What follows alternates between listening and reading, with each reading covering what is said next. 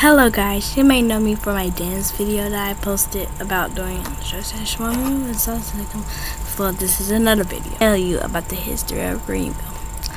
I really love social studies, so this will be a very good thing. So yeah, I will be doing this series probably for all the states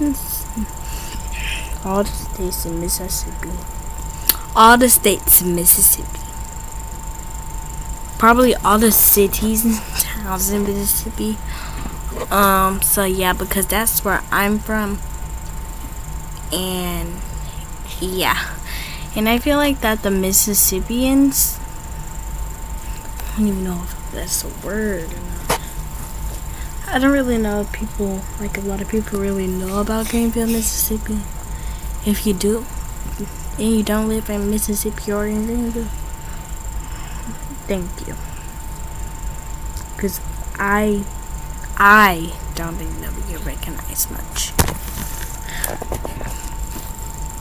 So I'm about to read about the history of Mississippi.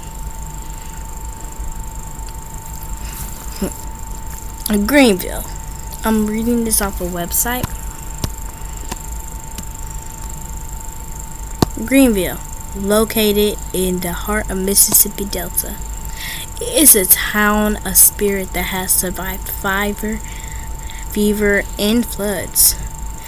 It is the third in the state to bear the name. The first, located down near Natchez, died of burning right after the American Revolution. The second is the parent city to the present one.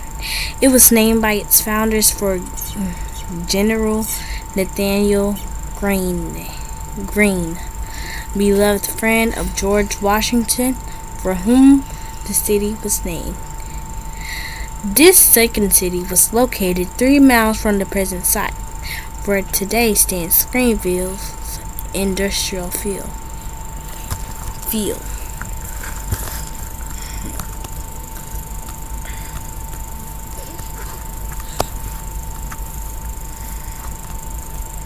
The second town was a thriving hamlet in the days before the Civil War.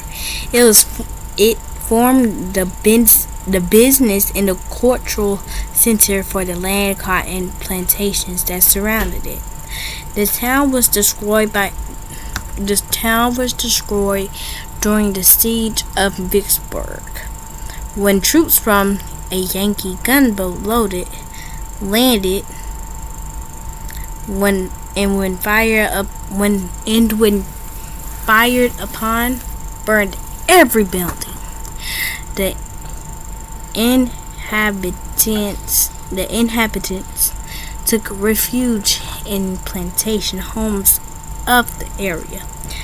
When the war was over, ragged, crippled veterans of Mississippi regiments found their homes gone and their families scattered. For a time these men rested, but not for long. They had been defeated in the battle, but not in spirit.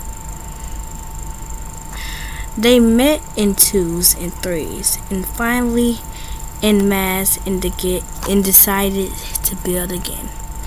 The place chosen was the highest point on the Mississippi River, between the towns of Vicksburg and Memphis. It belonged to the Roach and Blanton families. The major part of the area selected was on the property owned by Mrs. Harriet Blanton Theobald. She welcomed the new idea of a new Greenville. She welcomed the idea of a new Greenville and gave land for schools and churches and public buildings, earning the name of the Mother of Greenville. Major Richard O'Hia, who planned the fortifications at Vicksburg that held Grant's troops in check for so long, was hired to lay out the new town, but hardly had homes been erected and the new city government was set up before tragedy struck again. The era of Reconstruction descended, and the little town was paralyzed by the rule of the carpetbag.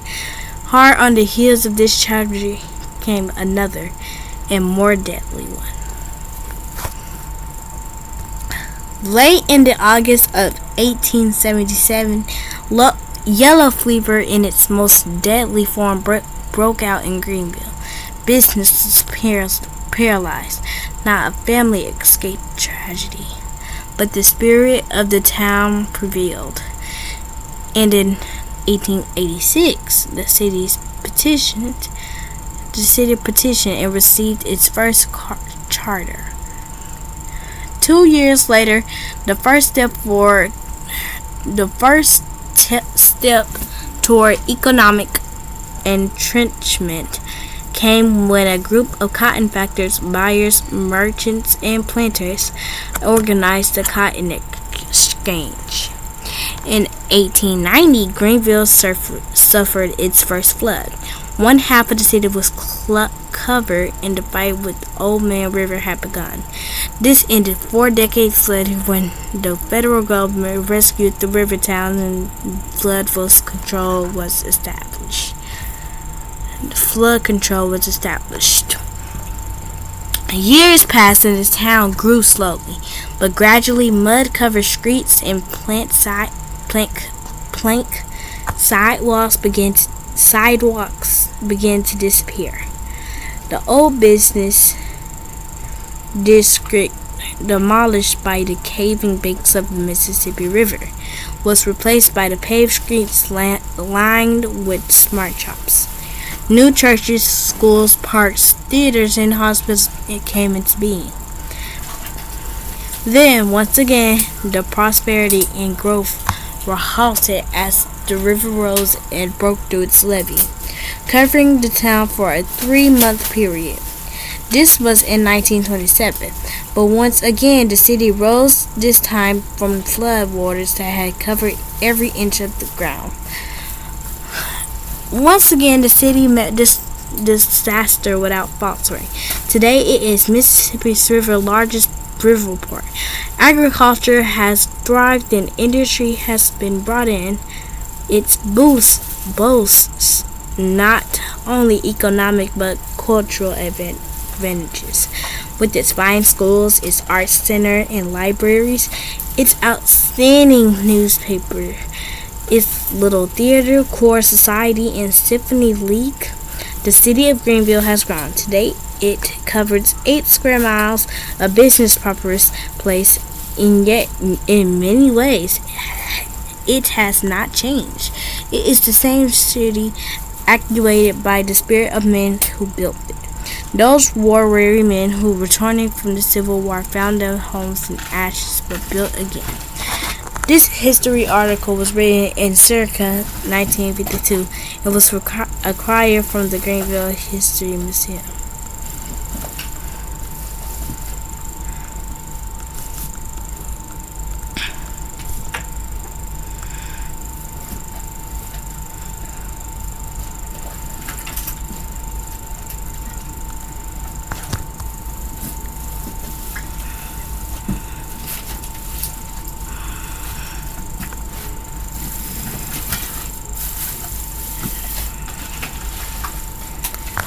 So yeah guys, that's the end of Greenville history, and I really hope you enjoyed this video. Bye.